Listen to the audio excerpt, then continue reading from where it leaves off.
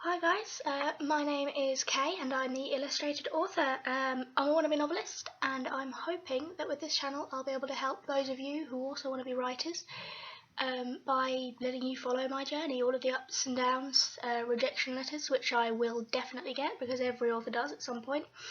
And if all goes to plan, I'll also be able to share the good times with you, acceptance letters, publications, and you'll be able to see how I did it, and hopefully that'll help some of you. Even if I fail, then maybe you'll be able to learn from my mistakes and do better than I did. So either way, I'm hoping I'll be useful.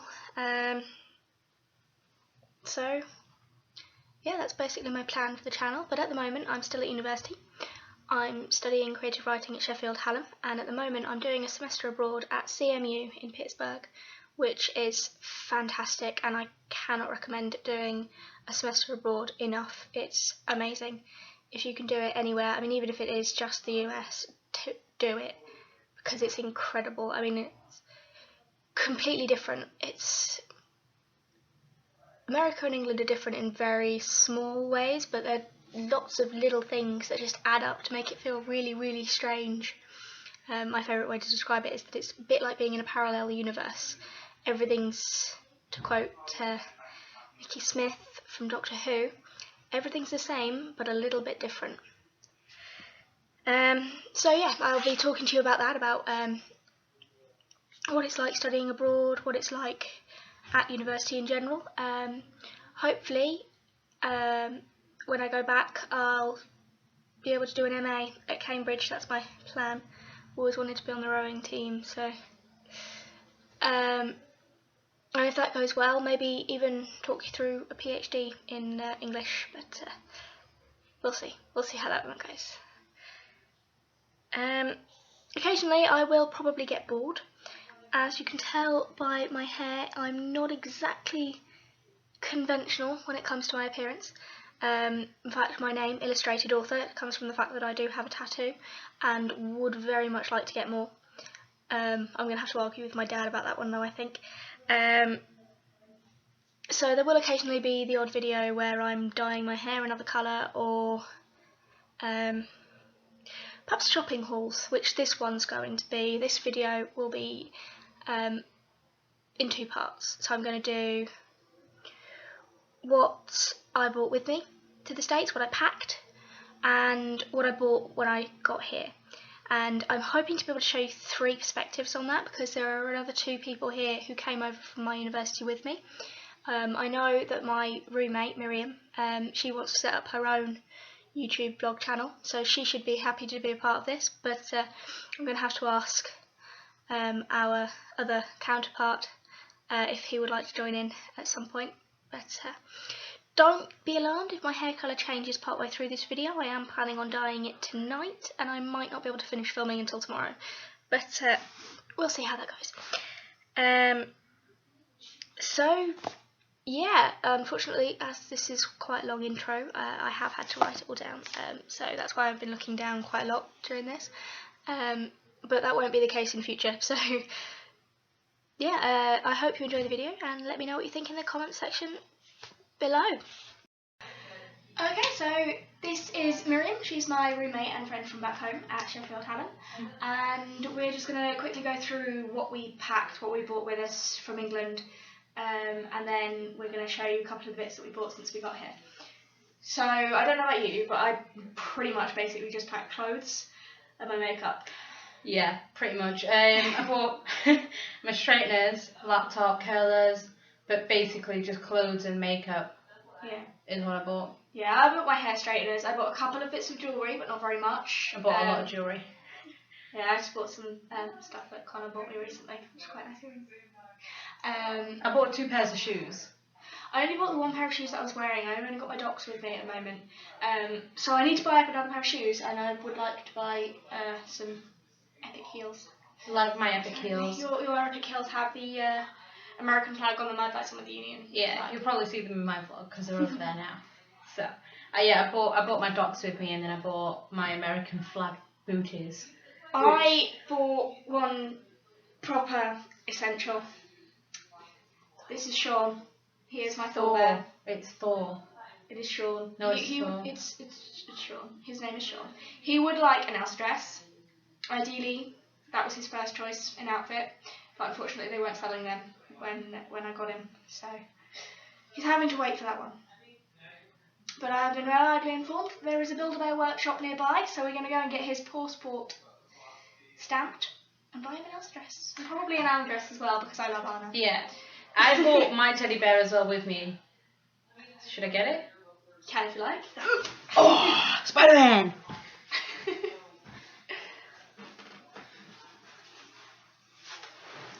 Snowy! I've had Snowy since the day I was born. Aww. And I've never been able to sleep a night without Snowy. I'm not usually dependent on things, but this. Yeah, see, I got Sean for my birthday from my best friend Stephanie. So shout out to Steph.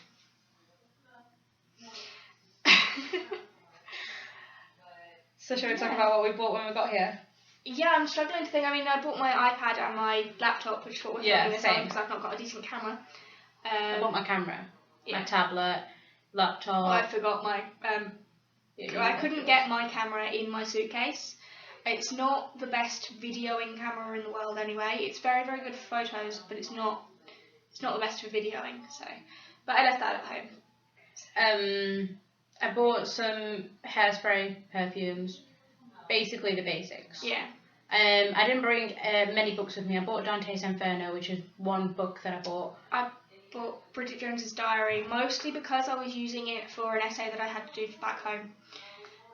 Which I've got high hopes for, actually. I've got high hopes for essay. I bought just one folder for uni, with one notepad, a thick notepad. Actually, there was 3 in there, but it was inside the folder. So. I bought a couple of notepads for my courses over here. Sorry guys, pizza happened, and as you all know, I'm sure pizza is in fact the most important thing in the world. So we had to take a break. Should we get on with what we bought after we got here then? Yeah. What are the most important things that we got? I'd say the most important things are probably the pans. So we got a frying pan and a saucepan. We're both vegetarians, so it was important to us that nobody else was going to be using our pans. Mostly because I only eat halal meat, so yeah, it irks me. I haven't used the word irks in ages, yeah. But it irks me when somebody uses non-halal meat on my stuff because I feel like it contaminates my shit. So I've been vegetarian for 11 years, and I make a fuss when somebody puts a fork that's touched me in boiling water that contains spaghetti that I'm going to be eating. So yeah. And we also bought bed sheets and stuff. Yeah, we bought our bed sheets. Miriam bought hers the first night. I waited until the second night because I was much too tired to be going out shopping the first night. Far too tired. Kay's a different person when she's tired. I get very, very grouchy when I don't have enough sleep. But the cold did not help either. No, I was freezing. Oh my god. The first 3 nights that we were here were icy. Yeah, and I sleep right next to the window. Bear in mind that the radiator is also next to the window, but it completely cancels out and it's just too fucking cold. Mm. You just get the icy breeze in your face and you can't sleep. It doesn't quite shut properly, the window, which is irritating as all hell. Apart from that, we bought like basics. We bought a couple of lamps which is what we're using at the moment. Because we both read books late at night. And the light switch is all the way over by the door, which is the other side of our desks. And if you know Brits, you know that we're lazy. We'd rather lie in bed and fall asleep reading a book and only have to reach up and turn off the lamp. So yeah, we bought a lamp each so that we just switch the light off and then we just can read books and stay each and then just turn a lamp off.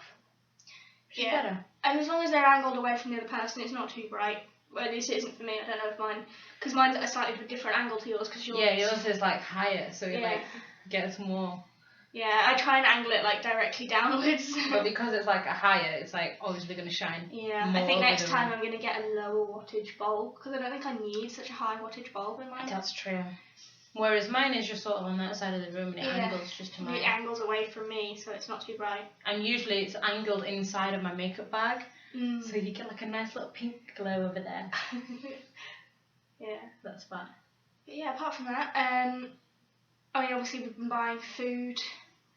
We bought a kettle. Basis. We did. We bought a kettle for our room because that's something we didn't tell you that we packed. Okay, let me tell you a story about the time when we went to Target to get the kettle. Oh yeah.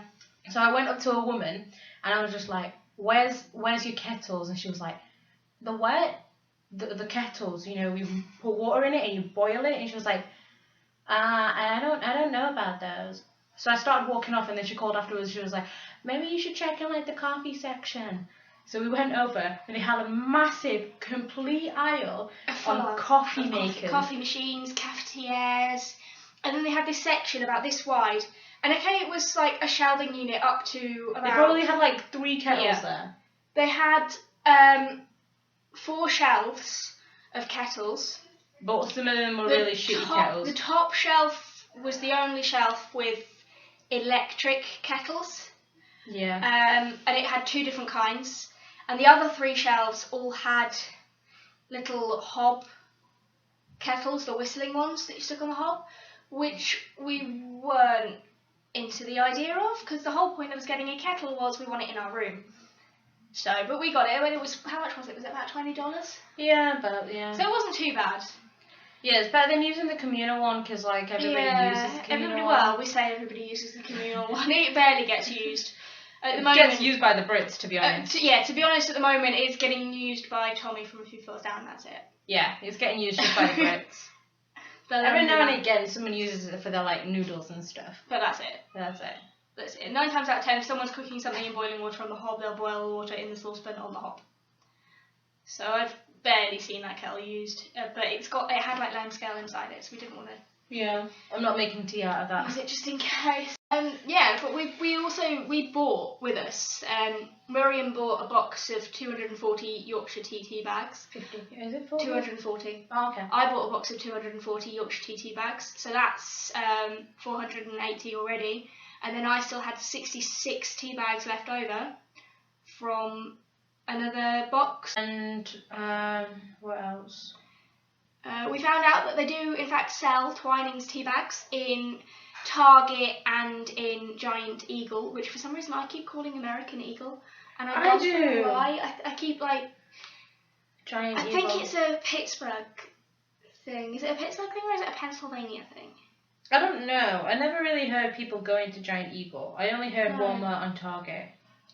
And Walmart's like the one that's always associated with being dead, chavvy and weird. The ratchet place, as they always say in America. We would say chavvy in England, but they say ratchet here. Have you actually heard anyone other than you say that? No, nor have I. Stereotypes. We're living in a student dormitory building, which is actually a lot nicer than I was given the impression American dorms were going to be before I got here. I'm impressed by this place. It's nowhere near as bad as I thought it was going to be. It's not quite as, because it's so much bigger than the accommodation I'm used to back home at Hallam. It's not quite as. It has a less homey feel, but it has more of a community feel. Yeah, that's true. So there's an awful lot. There are many more people in this building, and you get more often. You have people who don't actually live on your floor or in this section of the building, or even in this building at all, will be in our living area, because there isn't a kitchen on every floor, and the kitchens are like airing cupboard sized. They're tiny. But the ovens are huge, and the microwave is the size of my torso, so that's fun. So I should be able to do a decent size. I do like the sense of community here. Yes, you get like an RA, which is a residential assistant, who makes like events for the floors and stuff, so you meet people. And there's Waffle Mondays where everybody in the building, a lot of people. OMG Mondays. OMG. Americans do say OMG a lot. I've still not heard anyone actually say it except I was in the lounge. OMG Mondays. I was in the lounge, and I think it was Shreya or Michelle who went OMG, like laughing at something, and I was like, They say that a lot here. And every time she laughs or gets shocked, she goes, OMG! That's my fault. Still not heard her say it. I've heard a lot of people say OMG. I haven't actually heard They it. say it a lot. I haven't heard it personally. You don't be in the lounge. Clearly, I'm just not in the lounge often enough. I mean, I literally sleep in the lounge. I know. I came out and you were wearing, like, under a duvet in the lounge. I say duvet. It's a comforter. Because duvets are really expensive. Yeah, it's They're weird. Like $100. I think it was $55 for the duvet, and then like another $50 for a decent cover. duvet cover set. But in England, you can get a duvet for a tenner, and you can get the cover for a $5. Yeah, so I got a comforter with a pillowcase. These comforters suck. I actually quite like mine. They're nice, but I mean, I'm going to take mine home at the end of it anyway, but it's kind of like, I paid $20 for it.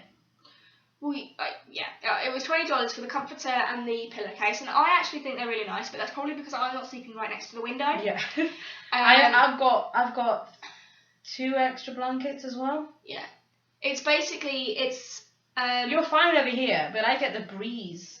When it's cold over there, I have to like wrap up all my blankets because I get the breeze. And I put the radiator on as hot as possible, and sometimes I'll lean my leg over to the radiator. I occasionally get too hot. It's too cold.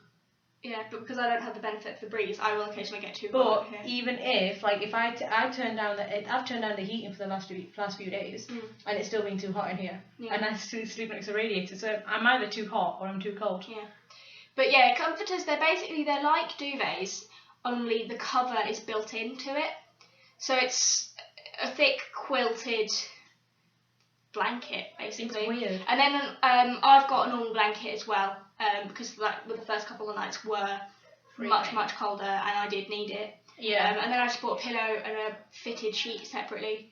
And in total, I think I spent like $45 total. I think mine was like $50 for a yeah, because you got the I got the jersey set, yeah. Which is a pain in the ass. But yeah, then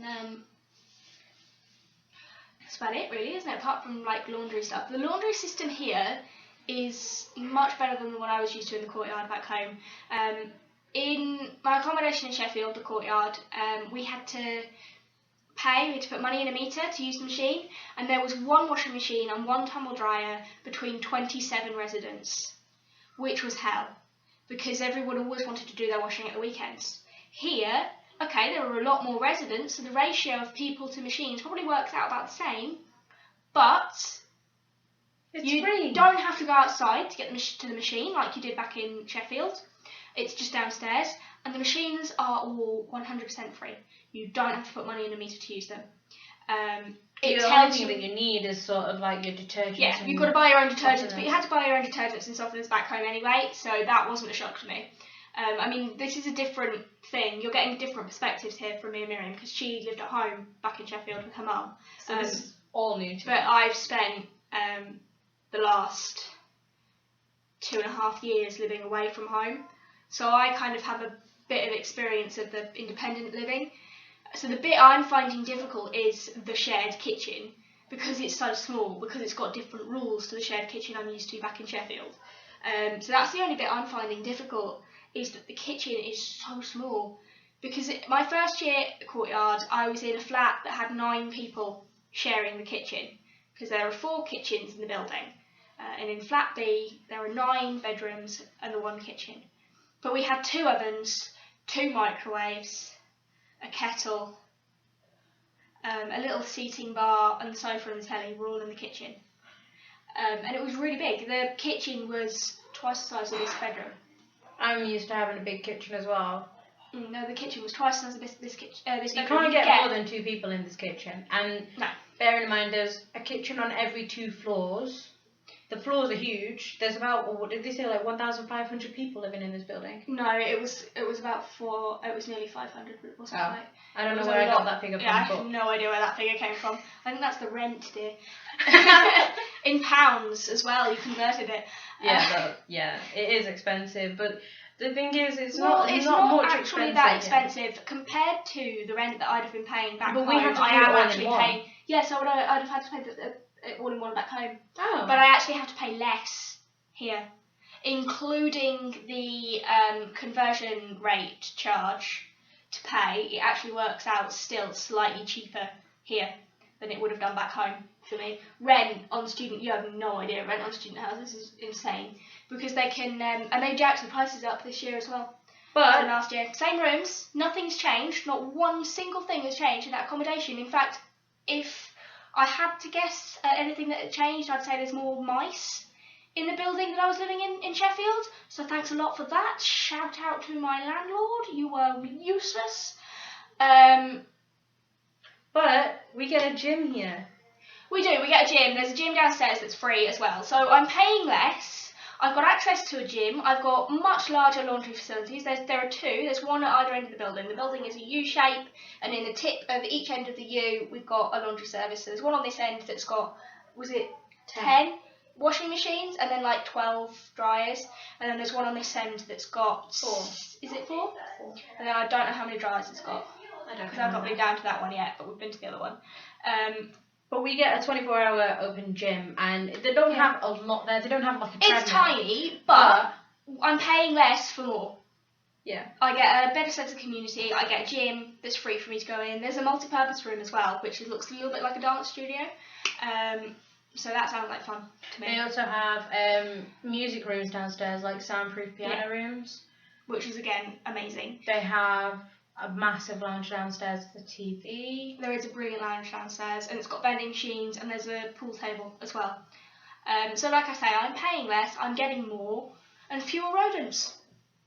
I mean, the rodents here are in human form. So basically, pack clothes, wash kits, any electronic things that you're going to need because they're going to be expensive to buy once you get here. Make sure that you triple check what the weight allowance for your suitcases are. I just scraped by with the allowance. And yeah, always weigh your luggage. Weigh your luggage when you pack it. Weigh your luggage. If you take anything out and you put it back in, weigh it again. If you weigh it before you go to bed the night before you leave, and then weigh it again in the morning. Just weigh it as often as possible just to make sure, because chances are at least one reading is going to go slightly wrong because the scales aren't teared. Is it tear? I don't know. The scales aren't set properly. You're going to get some anomalies. Yeah, you're going to get some anomalous results. What do when you you say? weigh it. Anomalous. Anomaly. Yeah, anomalous. Anomaly. That is an anomaly. It's anomalous. The result is anomalous or an anomaly. Getting schooled. I did chemistry. Whatever, so did I. We used the word a lot. We did. Anomaly. A level? No, I did it at GCSE, but I did biology at A level. I did biology. And then I dropped out because I didn't like it. I did biology and chemistry at A level because, I'm weird. And I'm doing creative writing, so yeah. Guess how well that went. I did media, English language and literature. But yeah, weigh your bags as often as possible. Carry on as well. Weigh that too. And constantly check your paperwork. Make sure you've got Yeah, your make sure you've got, particularly if you're coming to the US or another country where you need visas and things, double check, triple check, read everything. Read through every single document, just triple check everything. Make sure you've got every single paper. Put them all together in a wallet. I had mine in an A4 plastic wallet that's got a popper on the front of it to keep it all together, and I have my passport in there as well. Keep everything like that together. Keep that in your hand luggage, right at the top where you can get to it really, really easily, because you are going to need it as you go through customs, and you want to make sure that it's right there. I would say you need at least a tenner in change from your own currency with you, and then you probably want the equivalent in change of foreign currency to hand as well. So that you can get a drink, you can get a bite to eat before your flight, and then when you get to your destination you can get something, and you can keep that change. So if you spend a £5 on the way there, you've got a £5 of English currency, or wherever you're from, your local currency, with you, so that when you come back, you can get a drink when you arrive, you can get a bite to eat when you arrive. If you're waiting for a taxi, if you're waiting for a lift, you can get something to keep you going until that gets there, or just to revive you after a plane. I know I get really dehydrated after plane journeys. It's horrible. So I want to get a bottle of water as soon as I land. So I've got that £5 in change for when I go back, and I'm not going back till June, so See, I did that, but when I got here, excuse me, my literary journalism teacher gave me an extra £5 because she said, oh, I don't know when the next time I'm going to England is, so have the £5, and I was like, that's going to pay for a cheesecake from Nando's when I get back. Yeah. Shout out to Nando's, I miss you. Nando's is fantastic, and we miss you so much, Nando's. Shout out to the Cineworld crew, Sheffield. At Valley's Entertainment. Shout out to you guys. Actually, I think one of the guys who used to work with Steph works there now. The Starbucks guy, Mark, who always remembers my drink. Shout out, man, I miss you. The guys who you don't understand, they don't get my drink right. But yeah. So there are a few things we missed from back home. There are a few things that we're probably going to miss from here when we go back home. Mostly people. Or food. Well, I don't know. I'm going to miss Mountain Dew. But at the same time, I'm not going to miss Mountain Dew because my friend Steph teases me an awful lot for Mountain Dew. And also they have like loads more flavours of Rockstar here. I'm going to miss that. I'm not overly bothered about Rockstar.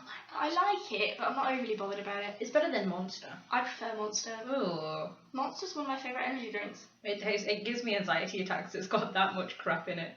I I'll like drink Monster. it and I'll panic. I'll have a panic attack. I But like it's not Monster like a lot, because I actually. think about it. It's because like it gets my heart beating so fast. I'm like, I can't breathe. I'm gonna die. You know what I'm not going to miss when we go home? I am not going to miss things not saying suitable for or not suitable for vegetarians on the packet.